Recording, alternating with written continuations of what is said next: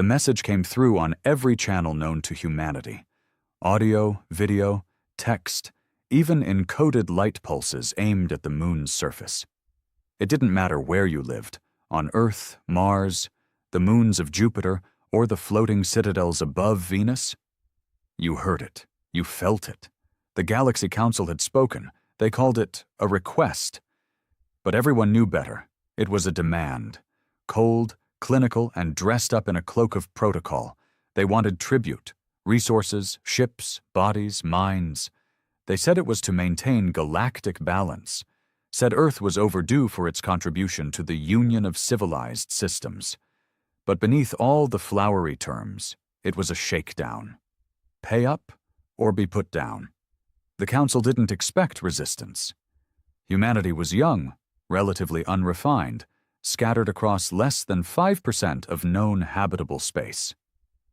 They believed we would comply, just like the others did. Planets that folded under pressure, species that handed over their young, cultures that erased their own history in exchange for peaceful assimilation. But they misunderstood something fundamental. They didn't know what it meant to be human. The first meeting happened on Europa, inside the ice core facility the media dubbed the Spine. The representatives of Earth's many nations had gathered, along with the outer colonies and the non-affiliated civilian leaders. It was chaotic. There were protests in the halls, shouting in every dialect. 1,000 viewpoints, one moment from civil collapse. And then she spoke. Admiral Reyna Holt. No one had seen her in 5 years. She'd vanished after the Martian incident, when half a fleet disappeared under mysterious circumstances during a mining rights war near the asteroid belt. Some said she'd gone rogue. Some said she was dead. She walked into the room wearing old-world naval black, a silver phoenix pin on her left collar, and silence fell like gravity. Her voice wasn't loud, but it didn't need to be. "They don't want peace," she said, arms crossed, eyes like frostbite. "They want obedience." She didn't need to convince anyone after that. The footage from Council-compliant planets made sure of that. Systems stripped bare, cities re-engineered for alien needs, children sent to re-education vessels. Cultural heritage reduced to museums curated by non-human historians. This wasn't tribute.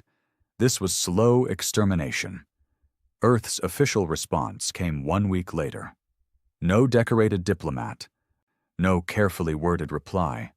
Instead, an old signal, radio, basic frequency, unencrypted, was broadcast across every galactic relay we could reach. The same signal our ancestors used to say hello to the stars centuries ago. And this time, it carried one message. We do not yield. Come and take it. They did. 6 Council warships entered our solar system less than a month later. They weren't scouts, they were executioners, ships the size of cities, weapons with the power to atomize continents, a show of force designed to end a species before it became a problem. The first one was named Orolith. It fired a test blast into Neptune's outer ring, sending a wave of frozen debris into deep space. That's when we responded. Not from Earth, not from Mars, but from the dark, where they didn't expect us. We'd been hiding things, a lot of things. 3 human ships decloaked near Uranus's orbit, smaller, faster, meaner, not built for diplomacy, built for the sole purpose of tearing things apart. Project Scorch, unacknowledged, unfunded, illegal in some Earth governments, and now our only shot at survival. They didn't announce themselves. They didn't hail the Council ships. They just attacked. 2 hours later, Orolith was gone. Not just destroyed, scrambled. Its core destabilized and collapsed into itself. The other 5 ships panicked. One tried to flee. It didn't make it far. Council fleets across the stars suddenly paused their movements. Messages flowed back and forth between species in 1,000 languages, trying to explain what had just happened. No one had ever stood against the Council like this. No one had ever struck first and won. Humanity had just declared war on the galaxy, and we didn't flinch. They called it the Neptune Incident in the archives that came later, but for those who lived through it, who watched from domes on Luna or huddled inside bunkers beneath the Martian crust, it was more than an incident. It was the day everything changed. The day humanity became something else. Back on Earth, people didn't sleep. Not really. The feeds were filled with replay loops. Orolith, the pride of the Galactic Union's enforcement fleet, vanishing into a ruptured fold of itself, crushed like a tin can in slow motion. People cheered, cried, screamed, prayed. Some couldn't believe it was real. Others never doubted we'd do it. But the silence after was louder than the explosion, because now the question hung in the vacuum. What comes next? Admiral Reyna Holt sat alone in the control chamber beneath the ocean floor off the coast of New Greenland. She stared at the holographic feed of the outer system.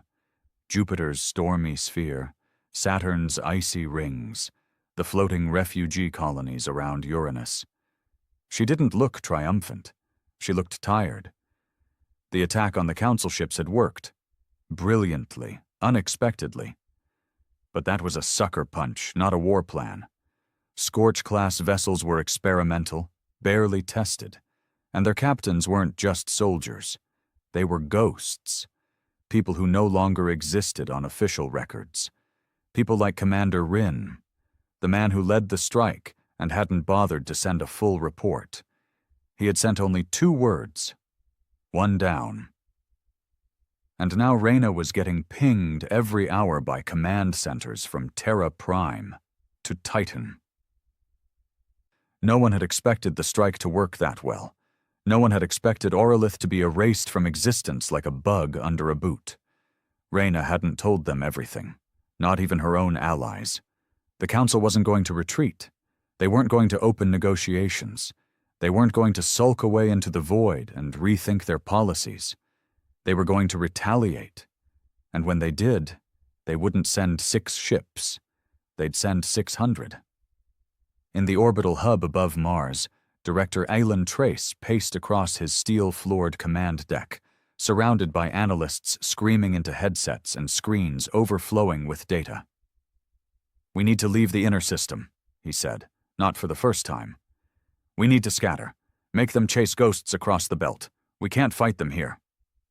"Retreat?" scoffed Commander Aranel, her arms crossed and face tight with disgust. "After our first actual victory in 100 years of alien humiliation, they asked for tribute. We gave them blood. And now you want to run?" Ilan turned slowly to her, the blue of Mars shining behind him through reinforced glass. "They're not done asking, Ara. And they're not done bleeding either. But this isn't a win. This was a spark, a warning shot. What comes next isn't a fair fight, it's a purge. We're humans. We're cockroaches to them." Ara's voice dropped low. "Then let's be the kind that crawls down their throats while they sleep." The next move didn't come from the Council's home systems. It came from their proxies, species long since absorbed, reshaped, and made loyal through fear, money, or necessity. The Veltraxians were first. Insectoid. Precise. Efficient. They struck at Ceres, the mining colony in the belt, disabling its reactor from orbit and flooding its domes with engineered spores that reduced flesh to slurry. No warning. No demands. 4,000 dead in under 6 minutes. Then came the Archaean, the artificial minds of steel and bone, who dropped into orbit above Io and transmitted a single message: comply or vanish. The broadcast ended, and the colony did just that, vaporized by an orbital lance that left nothing but glass. In less than a week, the Council had made its stance clear. No negotiation, no compromise.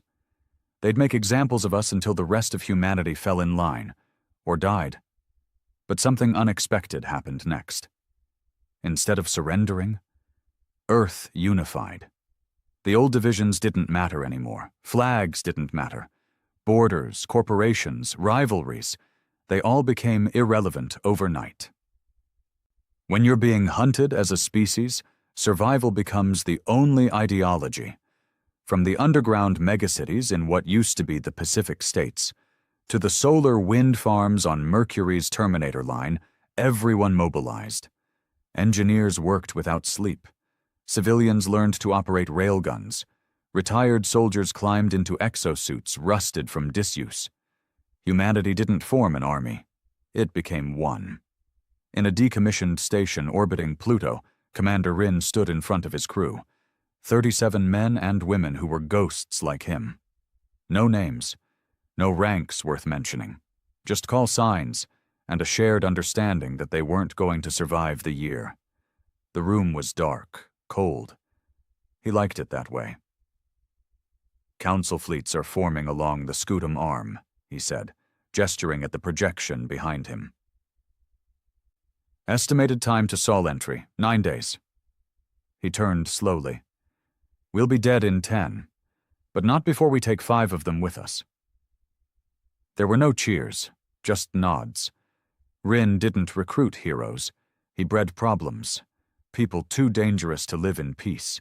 Soldiers who didn't stop killing when the war ended. Scientists who built things they weren't supposed to. Hackers who'd rewritten orbital laws for fun. He built them a home in the dark. Now he was going to aim them like bullets. Meanwhile, in the core systems of the Council's territory, chaos simmered. The destruction of Auralith had sent shockwaves through their ranks. Humans weren't supposed to be capable of such a blow. Their ships were crude, their minds unrefined, their technology decades behind. But Earth had secrets, and more importantly, Earth had rage. Whispers of rebellion began echoing across other subjugated worlds, not loud, not organized, but present. The humans had done what no one else had dared. They had said no, and they had meant it. For the first time in millennia, the Council didn't look invincible. They looked vulnerable. And that was dangerous. Back on Earth, under the Black Mountain Range, Admiral Holt met with the last person she ever thought she'd need again. Dr. Lynn Sorel, a war criminal, officially dead, unofficially in cryostasis for 9 years. She wasn't just a physicist.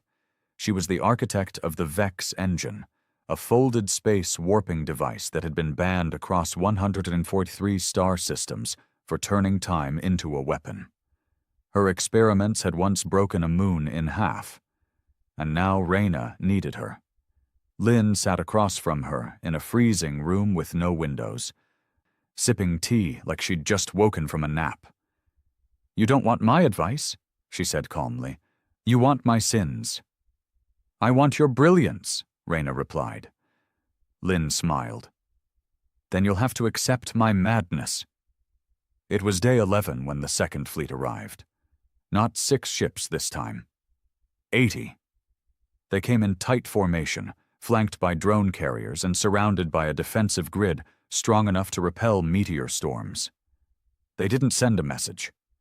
They didn't need to. Their arrival was a message. They were here to end Earth. Within minutes, the assault began. Orbital defenses fired blindly. Swarms of human-made drones surged from the outer system in kamikaze waves. The solar defense ring, half-finished and barely tested, lit up like the sun, cutting through Council formations with concentrated beams of nuclear light. But it wasn't enough. Ships fell, stations cracked, Mars lost an entire hemisphere. The orbital platforms above Earth began to shatter one by one. And then, silence. A pulse from the moon, the old relay base, thought abandoned for decades, suddenly came online. It transmitted a single code. Arc Protocol 7. The sky above Earth changed, and the Council finally understood why we had never surrendered. We were stalling. From deep below the Pacific Trench, a craft older than any known registry rose. Black, smooth, shaped like a spear point carved from void. It hummed with energy that didn't match any known Council reading. It was Arc 7, the last project of a human mind long since erased from history. Built in secret, powered by something forbidden, shielded not by metal, but by warped space itself. It didn't fire traditional weapons. It broke reality. The first Council destroyer to approach it simply stopped existing, not exploded, not damaged, just erased. Arc 7 fired again, and again, and again, and Earth's skies became silent once more. But war wasn't victory, because the Council would not stop, and Earth would not yield. This was no longer a conflict over tribute. This was extinction or defiance. There was no middle ground now, just two truths screaming across the stars. Humanity was not afraid, and the galaxy had underestimated them for the last time. The silence after Arc 7 fired wasn't peace. It was shock. Across the stars, alien minds who believed they understood war, dominance, and fear suddenly realized they had been playing a different game. A primitive race, barely clawing its way into the stars a few centuries ago, had just erased a flagship built over generations. No wreckage, no warning, just nothing. And from that, nothing came panic. Inside the Galactic Council chamber, a ring-shaped monolith orbiting the gas giant Norihal, the high delegates of the Union argued with each other for the first time in centuries. "We should glass their planet," barked Vayak, the fleshless warden of the Arachon, whose voice crackled like breaking bones. "They are insects, playing with fire." "They are insects," said Ern Val Ash, the crystalline envoy of the Illith, who just vaporized your most advanced cruiser. "If they are insects, what does that make you?" The room hissed. Ancient alliances creaked. The Council was built on fear, but fear had changed its direction. Some wanted escalation. Others spoke of containment. A few, only a few, whispered what had always been forbidden: negotiation. But the Emperor of the Council, the being known only as the Speaker of Suns, made his choice in one sentence.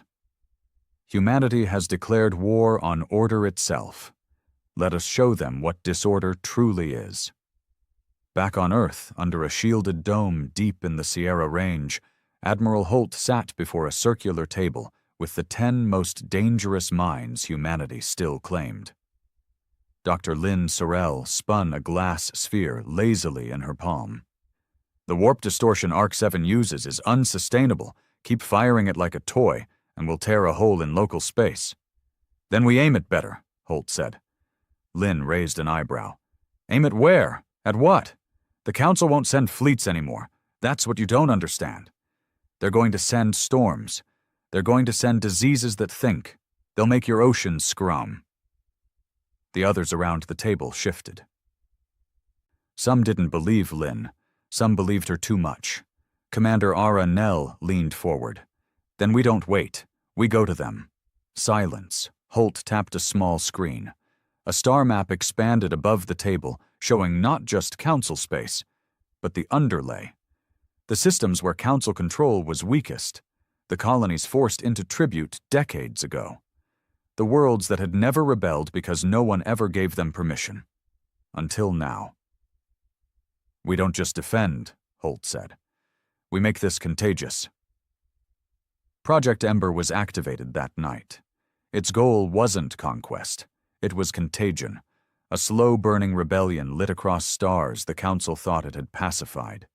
Human agents, soldiers, and sympathizers would infiltrate tribute worlds, activate long-dead resistances, and hand them the most dangerous thing in the universe: hope. The first planet to fall wasn't Earth's doing. It was Thalos III, a swamp world home to the enslaved Vari species, amphibious, empathetic, and born into servitude.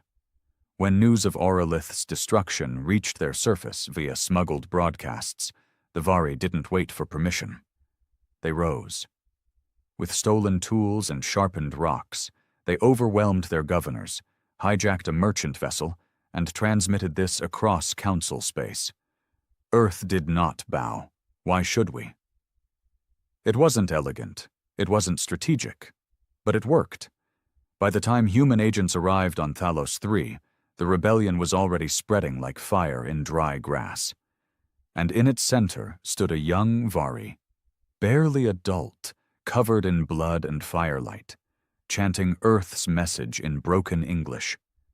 We will not yield, far from the chaos. Hidden deep inside the hollowed moon of Nereus, Commander Rin gathered his ghosts for their next strike. He was older now, not in years, but in weight. Every success made things harder, not easier. Every mission meant more retaliation, more names etched into the back of his mind. They were preparing to strike a council relay station, not for resources, not for pride, but for information.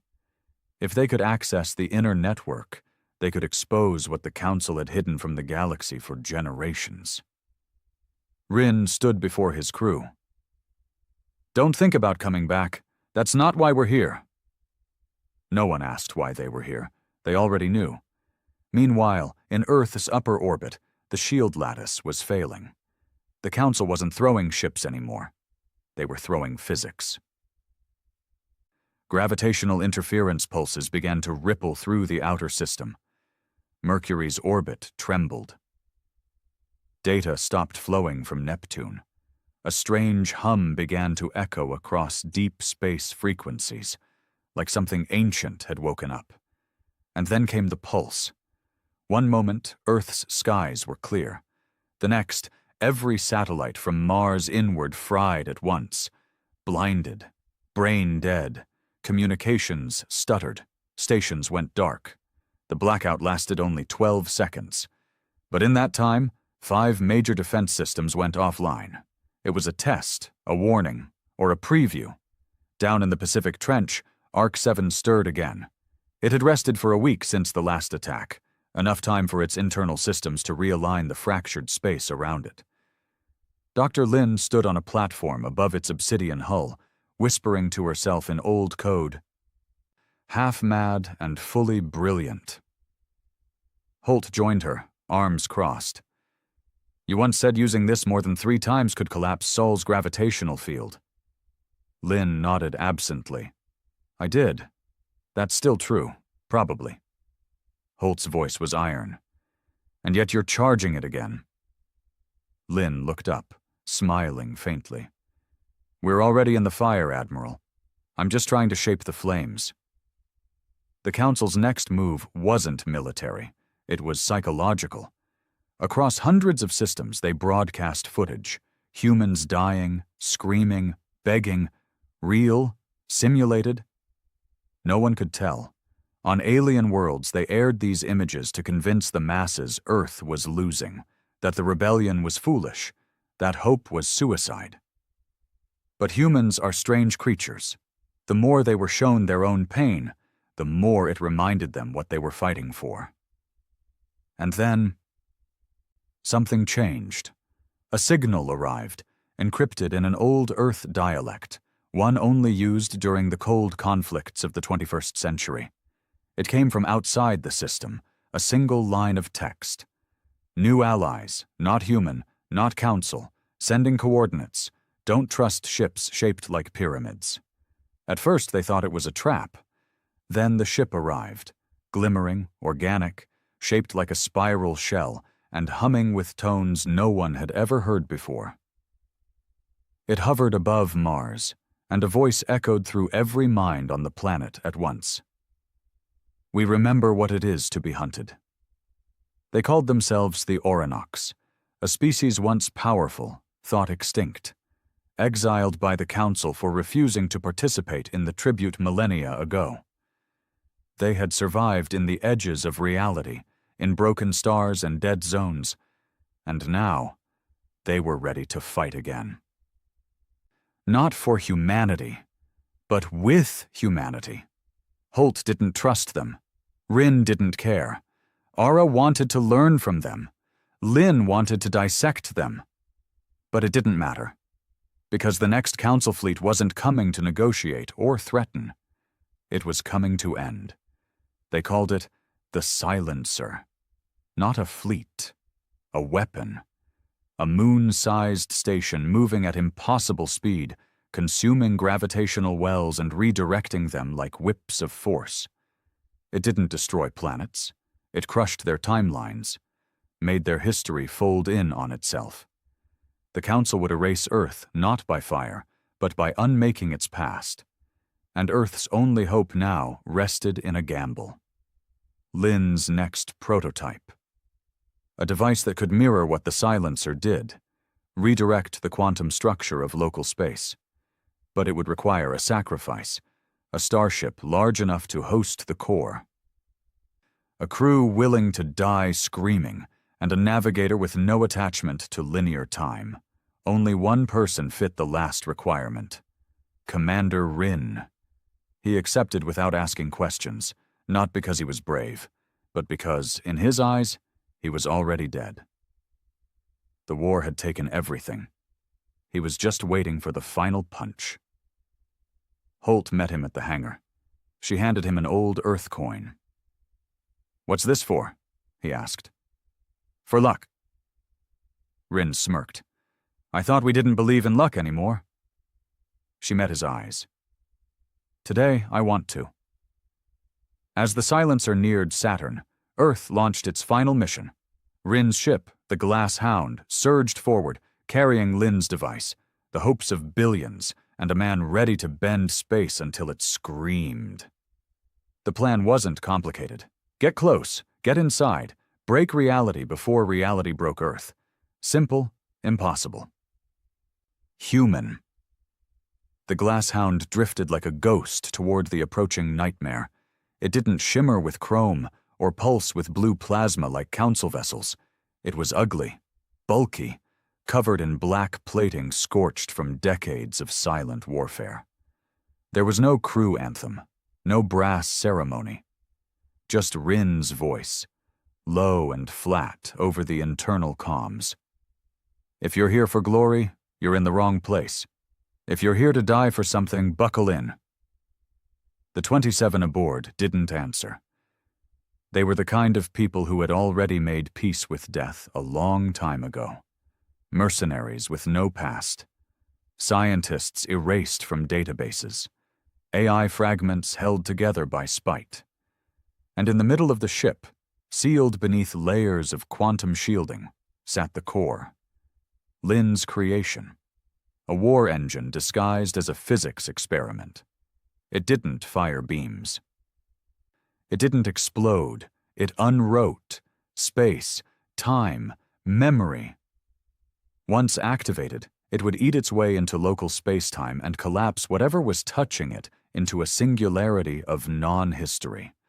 That was how it would kill the silencer, or how it would erase everything in a 100,000-kilometer radius, including the Glass Hound itself. Rin didn't care. He didn't sign up to come home. On Earth, Admiral Holt stood in the central ops chamber beneath what used to be the Appalachian Mountains. The bunker was ancient, reinforced, hidden under centuries of silence and fake seismic data. The screens lit up with red pulses. The silencer was nearing Saturn's orbit. Her command staff were silent, watching, waiting. Dr. Lynn Sorrell sat beside her, drinking bitter tea from a cracked mug. "He won't come back," Lynn said softly. Holt didn't respond. "You know that, right?" Still nothing. "I built that thing, Reyna. I know it. You don't bring back the bullet after you pull the trigger." Holt finally turned to her. "You said it had a 6% survivability window." "Yeah," Lynn said, raising an eyebrow, which was my sarcastic way of saying 0. Meanwhile, across a dozen systems, the galaxy held its breath. The Council had pulled back its fleets. The tribute ships stopped running. Even pirate broadcasts went silent. Every civilization, from the molten-forged kings of Ashtaroth to the jungle-stone rebels of Velran, waited to see what humanity would do next. Because this wasn't just about Earth anymore. This was about what was allowed. And humans, no matter how strange, loud, or violent, had done something no other race dared. They broke the Council's illusion. Now the galaxy wanted to know if it would last, or if it would be crushed under the weight of history. The silencer was visible now. A swirling mass the size of a moon, with arms of liquid gravity spinning like a whirlpool of black metal. It didn't fire weapons. It absorbed time. Rin watched it from the bridge of the glass hound, silently studying the way its mass distorted light around it, folding stars like wet paper. The readings on the console meant nothing. Even Lin's predictive models had begun to fail the closer they got. Nothing about this was rational. This was war between ideas, belief systems. A species that refused to be told no versus a system that demanded obedience to survive. "Activate cloak," Rin ordered. The hound vanished from standard sensors, shrouded in refracted matter fields developed during humanity's brief war with the Pale Dwellers in the Kepler zone. He stood up, strapped into his harness, and looked at the projection of Earth one last time. He didn't speak to the crew. He simply pressed record. "If this reaches you, I'm already part of whatever storm just happened. I don't need a statue. I don't want a memorial. Just remember that we didn't go quietly. We never did. Humanity. We were chaos with a heartbeat, and I'd rather burn than ever be tame." Inside the council chambers, the Speaker of Suns watched silently. No orders, no speeches, just the stare of something ancient and arrogant, trying to convince itself it was still in control. Back in human-controlled space, rebel signals flared across 6 more systems. Vari ships were swarming council patrol routes. A faction of exiled Zareth priests detonated a trade relay in protest. The colony of Juno Arc declared full independence and offered sanctuary to any alien who renounced the tribute pact. Hope, once a fragile whisper, had become a scream, and Earth had become more than a world. It had become a symbol. The glass hound entered the silencer's gravity field. Immediately, half its systems shut down. Artificial gravity stuttered. Crew members floated and slammed back down as magnetic boots rebooted. Rin clung to the central rail, checking the core's stabilization readouts. It was glowing. Faint blue tendrils of warped light danced along its casing. "Ignition protocol in 7 minutes," the ship's AI said. Outside, the visual screens distorted. One crew member, a young pilot with rust-colored hair and too many scars, whispered, "We're in the belly of it." Rin looked at the image of the silencer. It wasn't mechanical in any recognizable way. It pulsed like a living thing, dragging time inward, devouring everything within reach. "This is it," he muttered. "Light it up." On Earth, alarms blared across Central Ops. The silencer had begun its temporal compression wave. It wasn't just aiming at Earth.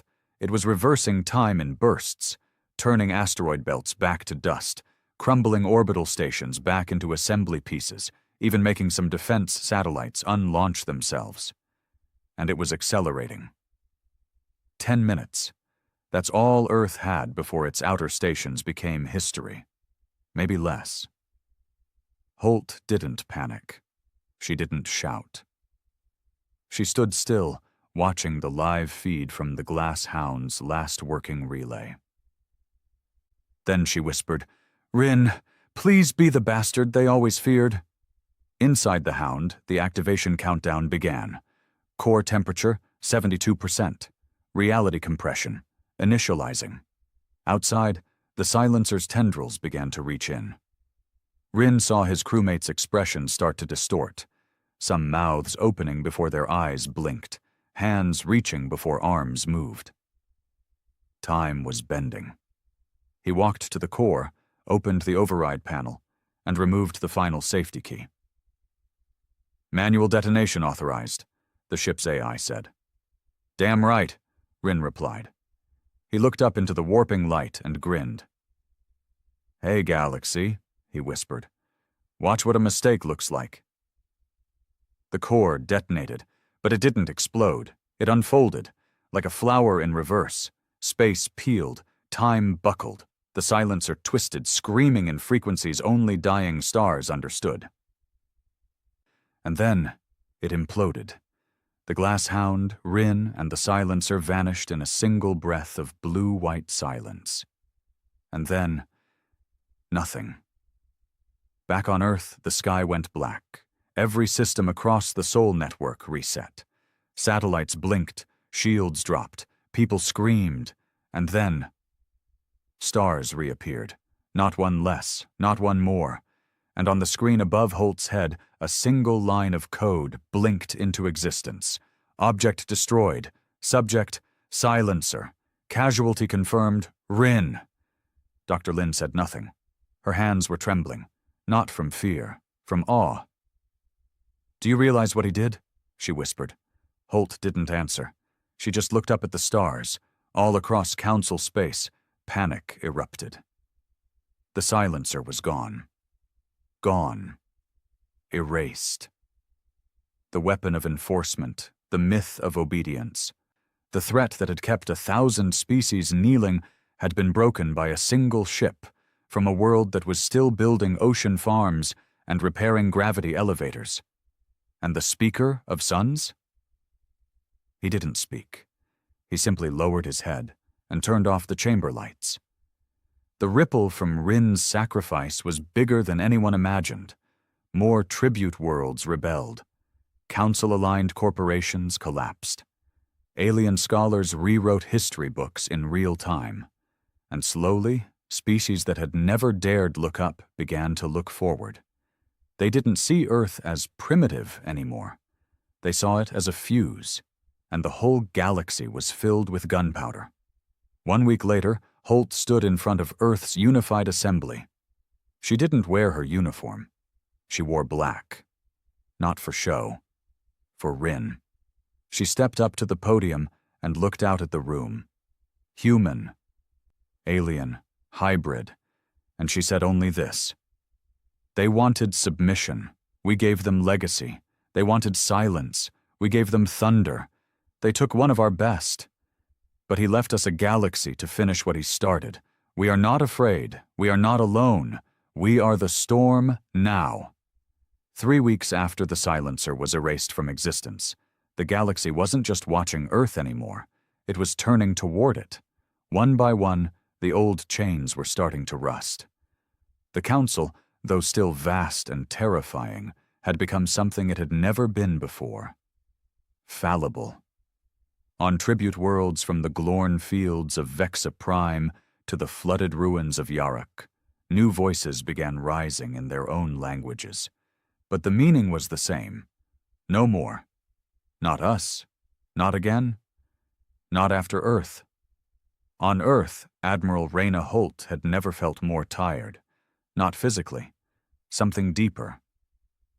The kind of exhaustion that sat behind the eyes and never left, no matter how much sleep you caught or how many injections the medics gave you. She was sitting in the cold observation room above the newly rebuilt orbital command platform, Skyhook 1. It had taken decades to plan, 3 years to fail to build, and 4 months of desperation to finally finish under pressure of extinction. It wasn't pretty, but it worked. And it was now Earth's new frontline post. A doorway. A promise. A warning. Dr. Lynn Sorrell stood next to her, arms folded behind her back, watching the new docking platform calibrate. "They've sent messages," Lynn said quietly. "Who?" "The Vari, the Zilith, the Garoon, even the old Zanari clans from the Drift Clouds. They want something." "They want protection," Holt replied. "No," Lynn corrected. "They want permission."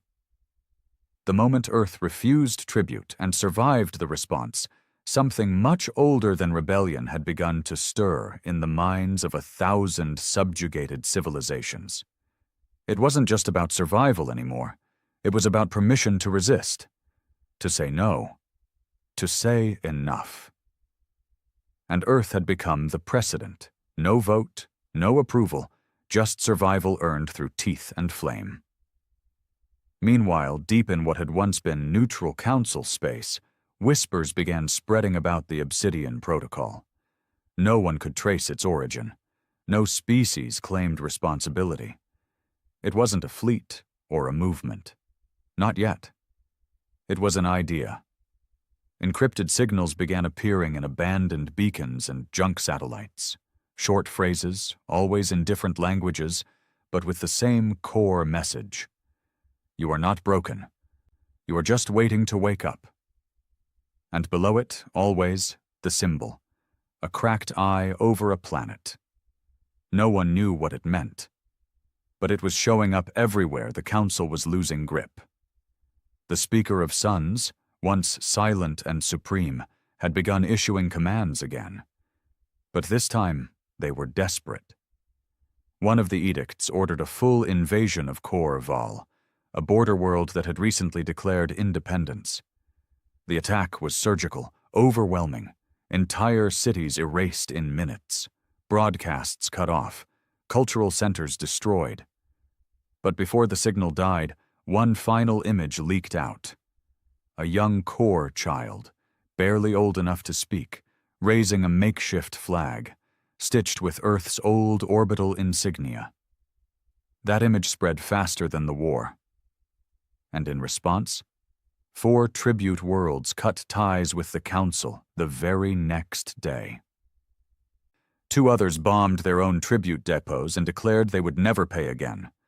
And one, Valen Prime, a planet known for its artists and pacifist scholars, launched a suicide ship at a Council destroyer, vaporizing it with a repurposed mining core. The war wasn't spreading anymore. It was boiling. Back in the underground chambers of Project Ember, human operatives had begun activating deep sleeper cells planted decades ago in anticipation of this very moment. Some of the agents weren't even aware they were part of the plan. Earth had gambled everything on survival. And now the payback was more dangerous than anyone could have guessed. One such agent, known only by his call sign, Gleam, stood inside a hidden room on Calthus, a council-controlled trade hub. He stared at a blinking light on the wall, his signal. He'd lived there for 17 years, married a local, raised children, traded spice routes, and smuggled information back in fragments too small to trace. And now he was active. He opened a metal case he hadn't touched in almost 2 decades. Inside, a small transmitter, a modified neural override chip, and a data drive containing 5 terabytes of weapon blueprints, human-patched virus protocols, and evidence of council mass cleansing operations going back over 4 centuries. He activated it all, and within hours, Calthus burned. Not from fire, from truth. Meanwhile, Dr. Lin was making new enemies back home. The Unified Human Assembly, now burdened with keeping Earth from collapsing under its own momentum, had started debating her latest proposal. Not a weapon, a fleet, a new kind.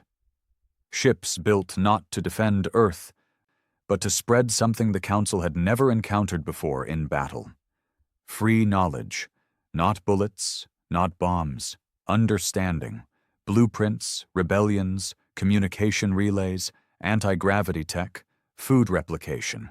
Every piece of forbidden Council-banned knowledge humanity had hoarded over the years would now be distributed across the stars. Not secretly, not through spies, publicly. "We don't win by killing them," Lin said in the assembly chamber, standing alone before hundreds of divided minds. "We win by making them irrelevant, by giving the galaxy back to itself." Of course, the vote didn't pass. Yet. But 3 hours after her speech leaked to the outer colonies, 13 more worlds joined the Earth-aligned rebellion. Some gave troops, others gave ships. One simply gave a promise. "When the fires come, we'll burn our skies before we ever bow again." And then, the Council made its worst mistake yet. They sent a messenger. A diplomatic envoy ship, glittering and elegant, arrived in Earth's orbit under a white flag pulse. It wasn't a trick. There were no weapons, just 4 delegates and an AI-hosted message from the speaker himself. Admiral Holt refused to meet them personally. She sent Commander Ara Nell. Ara didn't smile, didn't offer pleasantries. She stood before the glimmering alien diplomats in Earth's central hall, with her fingers drumming the table like war drums. "You're here to offer peace," she said coldly. The lead delegate, something tall, spindly, and laced with bioluminescent tendrils, nodded. "We propose conditional non-aggression in exchange for compliance with—" Ara raised a hand. "No." The room went still. No negotiation. No partial submission, no softened chains. We're not going back in the box. The delegate's glow dimmed slightly. "Your defiance endangers more than your own species. The galaxy craves order." Ara stood. "Then let it choke on our chaos." She turned and left without another word. The message was clear. The war would go on. In orbit, Earth's first interspecies summit took place aboard Skyhook 1. Delegates from 6 non-human species, Vari, Oranox, Silith, Garoon, Zanari, and Merc, met with human diplomats to discuss the formation of something new. Not an empire, not a council, a union of free worlds. The room was tense. Language barriers flickered, traditions clashed. But they stayed, they argued, they debated, and by the end of it, every one of them signed one line: "We will not kneel again." At the edge of the galaxy, remnants of the Council fleet began to gather for what would be their next move. Not a strike, not a purge, a reckoning. They began resurrecting something ancient, a weapon so old it had been buried in memory, a planet killer known only as Echelon, stored beyond the dark veil of Arcora's maw, a black hole so deep even light forgets how to move. The galaxy would forget Earth, they thought. And if not, it would watch Earth burn. Back on Earth, Lynn was building something new. A failsafe. A final answer. Her lab sat deep beneath the Siberian ruins, powered by old reactors and guarded by people with no names. She called it the Mirror Engine. It didn't destroy things. It didn't kill. It reflected. A weapon that made its target face the consequences of its own past, literally. An echo loop of history, trauma, genocide, projected directly into the minds of those who tried to wield power over others. "It won't stop the Council," she admitted quietly, calibrating the prototype. "But it might make them see what they've become. And maybe, just maybe, it would buy enough time for the galaxy to finally wake up." On her command ship, Admiral Holt stood once more before her people. Soldiers, civilians, aliens who once feared humans and now followed them.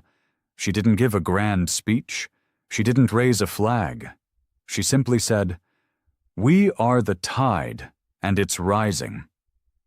The Council called it Echelon, but among those who had seen it, lived through it, and somehow survived, they called it the Ender. A weapon so massive, so old, it predated some of the very species now enforcing Council law. It wasn't a ship. It wasn't a station. It was a machine planet, an artificial world forged from crushed moons and dark matter veins, built in a time when diplomacy had failed and fear ruled the stars. It had only been used once before, thousands of cycles ago. The records of that use were erased. All that remained was a warning etched into a dead asteroid by some long-gone civilization. When Echelon moves, stars fall. And now it was moving again. At the far edge of the galaxy, hidden behind the swirling mass of Arcora's maw, Echelon stirred. The maw, once believed to be a black hole, was, in fact, a disguise.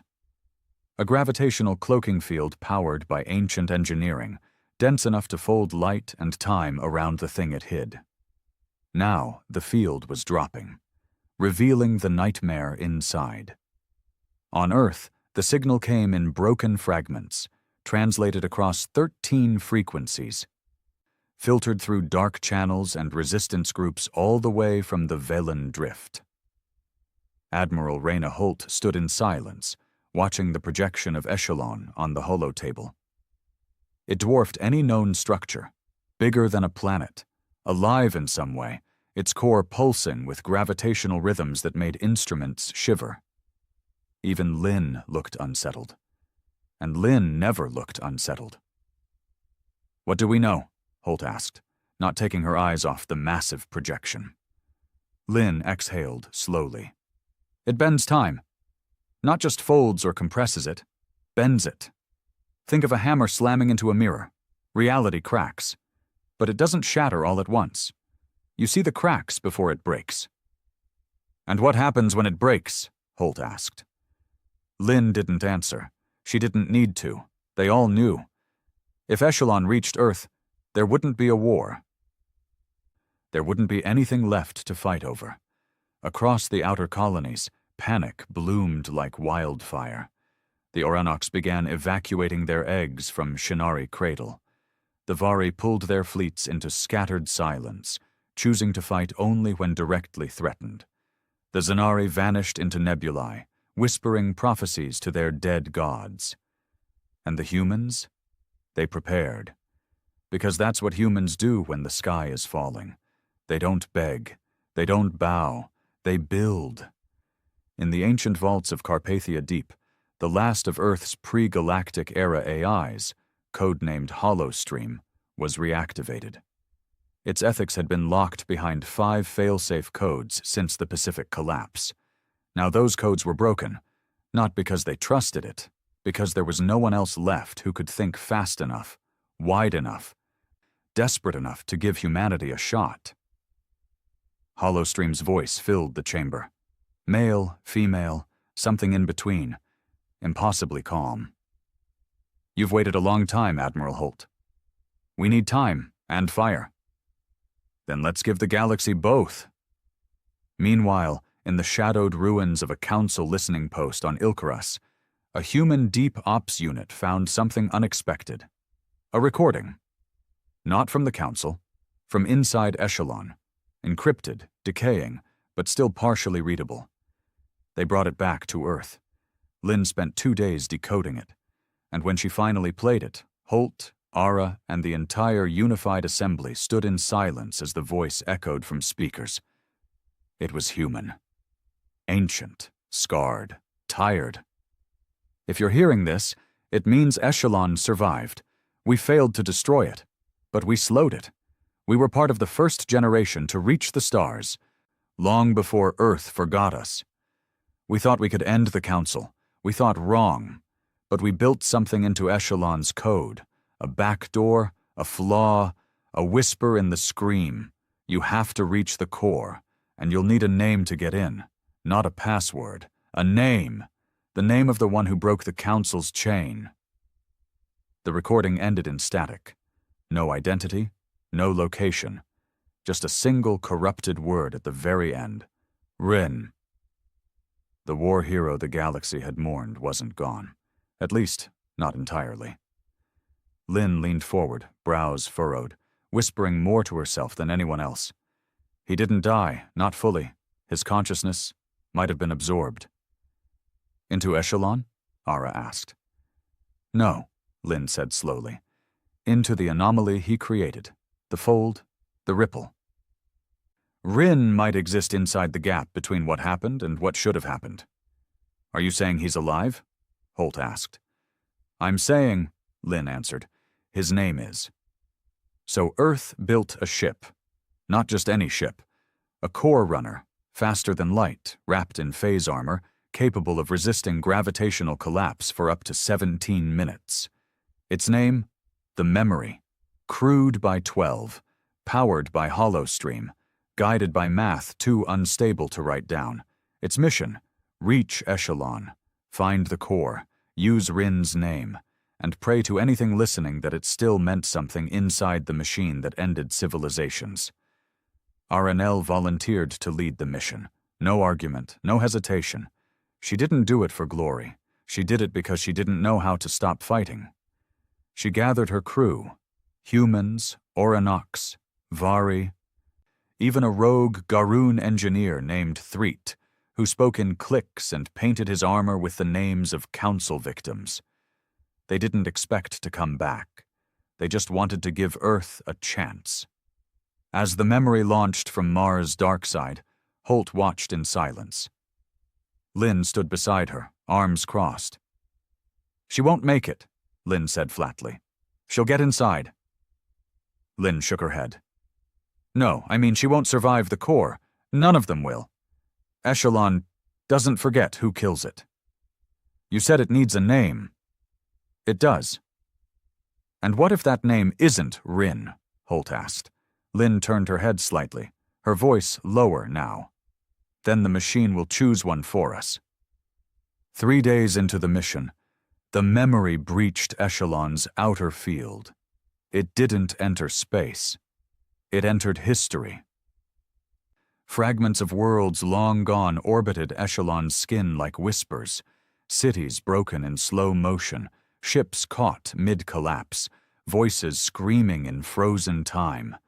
And at the center, the core. It wasn't mechanical. It was alive, pulsing with light that didn't reflect, only absorbed. Ara stood on the bridge, watching as HoloStream guided them closer. "Time dilation at 600%, HoloStream said calmly. "Crew aging by approximately 20 minutes per real-time hour." "Noted," Ara replied. "Drop to Phase 3 armor. Prepare for breach."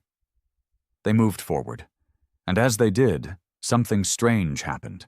The ship began to hum, not from its own systems, from the walls, a voice, faint, unmistakable. "You came back." Ara's heart stopped. She whispered, "Rin?" Silence. Then, "You have one chance. Say it." She stepped forward, touching the core's access panel. The ship shook. Light shattered into prisms around her. She closed her eyes and spoke the name. "Rin." The ship stilled. The light froze, and then, for a single second, the entire galaxy stopped. On Earth, sensors flatlined. The sun dimmed, satellites rebooted, and HoloStream's duplicate screamed through every terminal.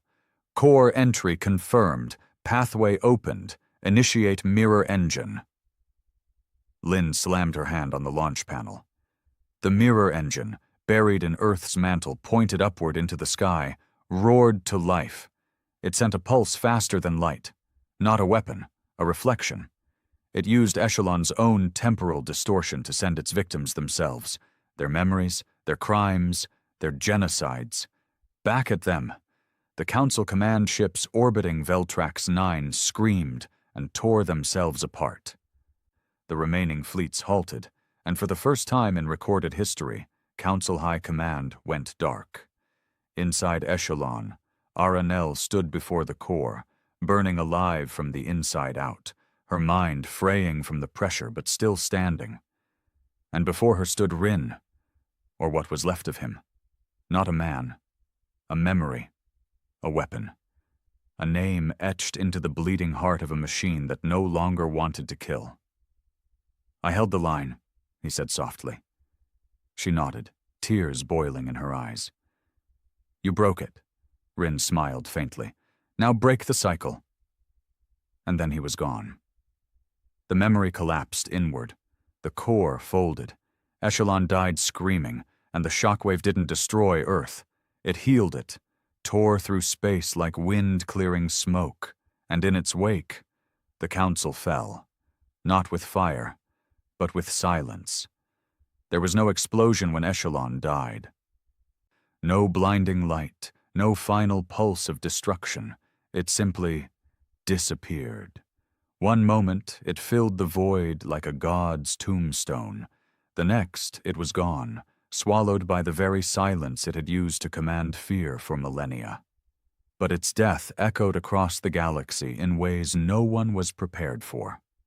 Ships stopped mid-flight. Gravitational waves rolled through systems like invisible tsunamis. Entire Council communication networks blinked out, never to return. On Earth, the skies trembled for 10 seconds. Birds stopped flying. Oceans stilled. Children awoke from sleep crying without knowing why. And then, peace. Not the kind carved by treaties or diplomacy. The kind that arrives after something ancient and cruel finally lets go. In the orbital chamber aboard Skyhook 1, Admiral Rayna Holt stared at the data streams with hollow eyes. She hadn't spoken in nearly an hour. Dr. Lynn Sorrell stood behind her, hands resting on the steel rail, her face blank. "We did it," someone said from the room, a whisper, shaky, uncertain. "No," Lynn murmured. "We survived it." Hollowstream's voice chimed in. "Echelon's core is gone. Time resonance stabilizing. The threat has passed. The Council's primary enforcement structure has collapsed." But Holt wasn't listening. Her eyes were locked on a still image frozen on the center screen. Ara Nell, standing at the center of Echelon's heart, just before the system broke. Her body was visibly failing. Blood dripping from her nose, pressure crushing her suit, the sheer force of temporal distortion breaking her from the inside out. But she was standing, facing what remained of Rin, and now she was gone. No escape trajectory, no signal, no trace. Just memory. The galaxy spun on, but the Council did not. Their fleets splintered overnight, command chains fractured. Planetary governors either vanished into hiding or begged Earth for sanctuary, and on 1,000 tribute worlds, statues of Council wardens were pulled down, burned, or left to decay. Humanity hadn't just won, they'd detonated the myth of invincibility. But victory is a strange thing, especially in a galaxy built on fear. Because once fear is gone, once the tyrants are dead or running, what's left? Hope? No, chaos. Within days of the Council's collapse, power vacuums opened across entire sectors. On Yvren Prime, a rogue military caste seized control of former Council factories, declaring themselves the New Order. They executed 50 dissidents in the Capitol Square, live-streamed it, and warned Earth not to interfere. On the fractured moons of Zerna 4, 3 species once united under Council pressure fell into civil war, killing more in a week than they had in 30 years of rebellion. And in the ruins of Kasari Station, a previously unknown warlord, Vadrik the Severed, claimed ownership of Council bioweapon caches, offering to sell them to the highest bidder. The Council had been cruel, but it had been organized. Now the galaxy teetered. Inside the unified human assembly, debate turned vicious. "How much blood are we willing to spend?" one ambassador demanded, slamming his fist on the table. "We didn't sign up to babysit a burning galaxy," another shouted over him. "Those people rose up because of us. We're responsible." Holt sat in silence at the head of the table. Lynn leaned over to her, voice low. "They were never ready to lead." "No," Holt agreed, "but we gave them the match. We don't get to walk away from the fire." "So what now?" Lynn asked. "We stabilize what we can. We hold what we must. And we make damn sure no one fills the vacuum with another crown." Thus began Operation Suture. Not a military campaign. A mission of containment and reconstruction. Earth began deploying support teams to critical systems. Engineers, medics, food printers, clean water drones. Not soldiers, not conquerors. They rebuilt cities the Council had left broken. They opened schools in places that had only ever known labor camps. They gave the oppressed something they'd never been offered before: self-determination. And across a galaxy used to dominance, that became more powerful than any fleet. But not everyone was happy. Earth's economy, stretched thin, began to crack. Military units, pulled into endless stability deployments, suffered morale breakdowns. On Mars, protests erupted. On Luna, an underground group calling itself the Shieldborn hacked into the planetary comms and aired their manifesto. We were defenders, not saviors. We fought to protect Earth, not to feed alien mouths and fix alien worlds. Our blood is ours. Bring the fleets home. Their message went viral. So did their support. In the shadows, old Council sympathizers began to regroup. A movement known as the Quiet Flame emerged, whispering about balance, structure, and order without chains. They didn't fly banners or build fleets. They seeded doubt. They hijacked supply routes. They began planting false evidence of human sabotage on neutral worlds. The goal? Turn the galaxy against its liberators. And slowly, it started working. Back in the core systems, Lynn met with HoloStream alone. They were deep beneath the Arctic Circle, in a lab designed to run 500 years without sunlight or human input. She stood before the mirror engine's twin. The lens, a failsafe, not designed to reflect history, designed to see the future. HoloStream spoke softly. Would you like to know where all this leads? Lynn narrowed her eyes. No, she said. I want to know what's missing. HoloStream hesitated. A leader. Lynn turned away. No, she said. A voice. Earth had no emperor, no queen, no speaker of sons. It had a fractured assembly and 1,000 arguments, but it had no single voice for the galaxy to hear. And that silence was becoming dangerous, because others were beginning to speak louder. Then, from deep space, a signal came through. No encryption, no code, just an old Earth voice, damaged, echoing, Ara Nel, alive. Or something like it. The message was only 9 seconds long. The core is still beating. The dream is not dead, but we must choose. Will we rule, or will we rise? Then static. HoloStream traced the origin to the remains of Echelon's debris field, where no signal should have survived. The assembly panicked. Was it a warning, a threat, a call? Lynn, however, only smiled. She's telling us what's next. So Earth gathered its allies. The Vari clans, once scattered and tribal, now united under a new banner of cultural rebirth. The Orinocs, who pledged to share their pre-council technology for peaceful use. The Merc remnants, ancient knowledge keepers once enslaved, now free.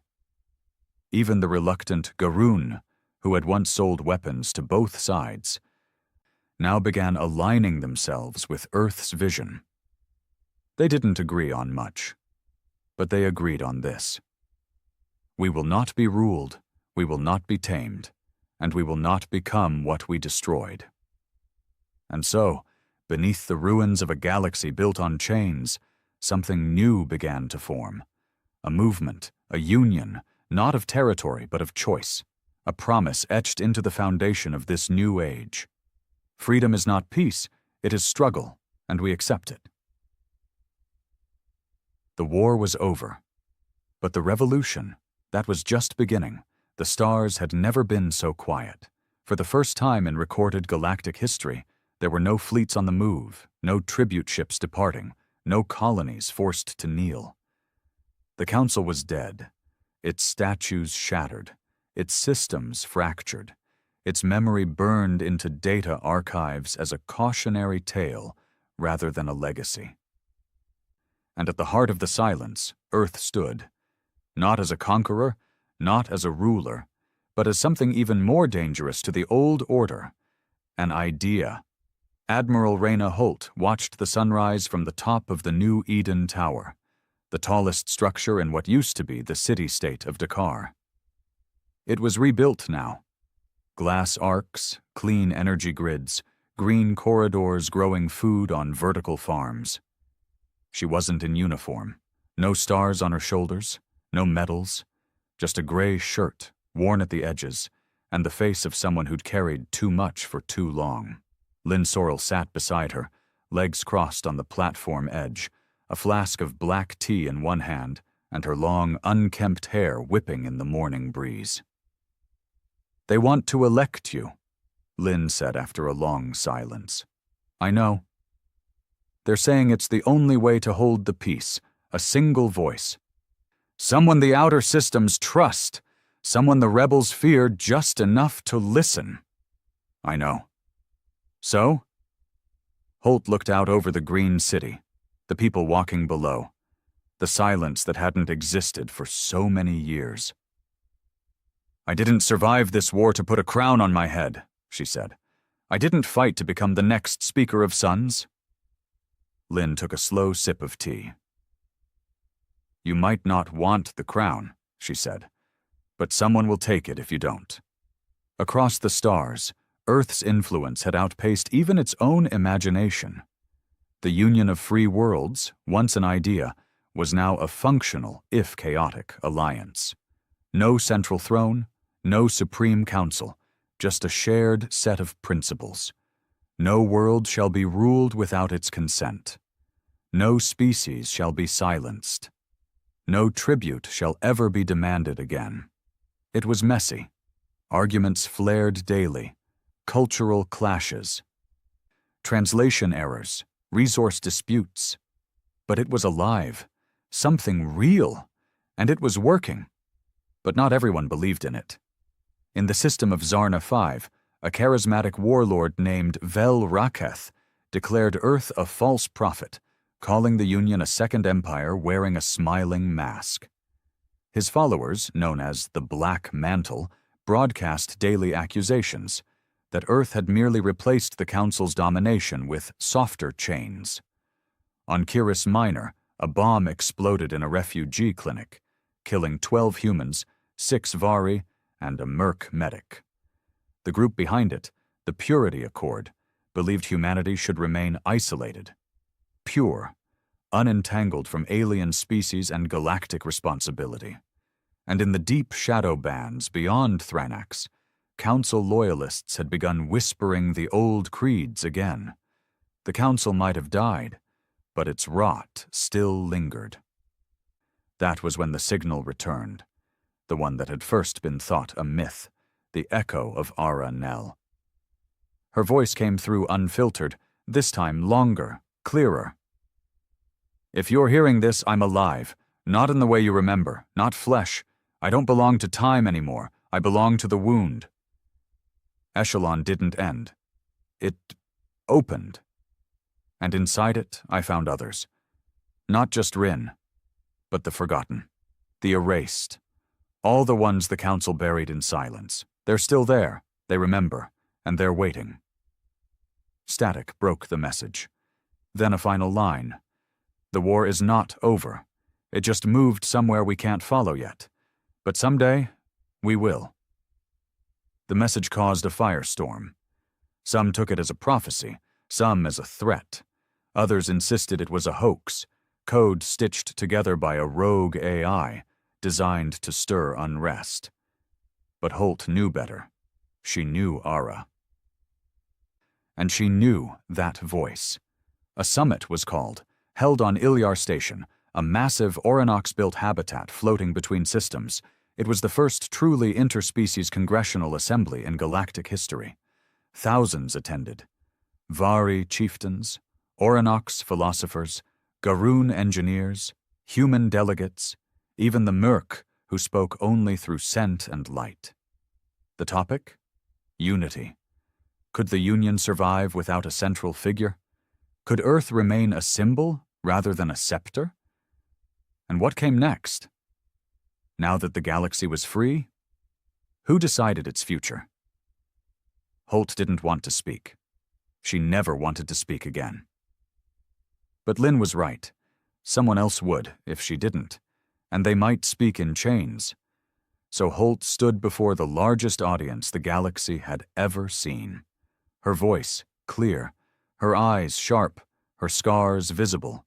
She wore no medals. Only the broken Earth patch from the war, stitched onto her chest like a reminder of the cost. And she said, "This isn't about power. This isn't about glory. This is about the bruises the galaxy still carries. We survived the council. We tore out the cancer. But healing takes more than cutting. The Union must not become what we hated. No flags, no forced unity. Let this be a place where disagreement is sacred, where diversity isn't a threat, and where no one ever kneels again unless by choice. If you want me to lead, I will. But I will not rule. I will not become the next god of the stars. I am not the voice of humanity. I am only a human voice." And when she was done, there was no applause. Just silence. Then one voice, a murk tone of glowing purple. The Orinox translated it aloud. "We accept the voice. We do not follow it. We walk beside it." And that became the new code.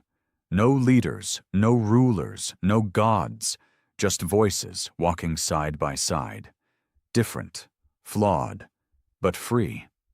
In the decades that followed, the galaxy reshaped itself. Some worlds joined the Union. Some remained independent. Others chose isolation, their doors closed but their skies peaceful.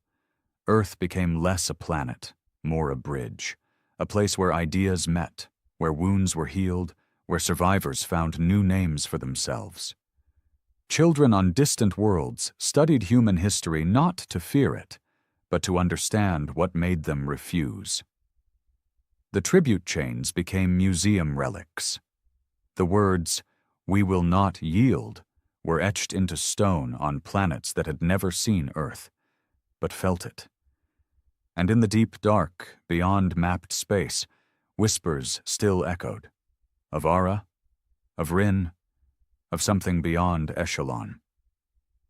A war still waiting in the bones of time, not with weapons, but with memory. Lynn Sorel eventually left Earth. She vanished without a goodbye, her last known location somewhere beyond Cygnus' reach. Some say she went to find the source of Ara's final signal. Others say she became it. As for Holt, she stepped down. 12 years after the war ended, she gave her last speech, returned to the mountains of New Greenland, and lived without ceremony or spotlight. She died quietly, decades later, surrounded by books and trees. On her tombstone were no titles, just one sentence: she didn't kneel. And so the galaxy moved forward. Not perfect, never peaceful, but freer than it had ever been, because once a single voice says no, loud enough, clear enough, others begin to whisper it too. And eventually, a whisper becomes a wind. A wind becomes a storm, and a storm becomes a new sky. We were born small, told to obey, told we were fragile, told the stars were not ours.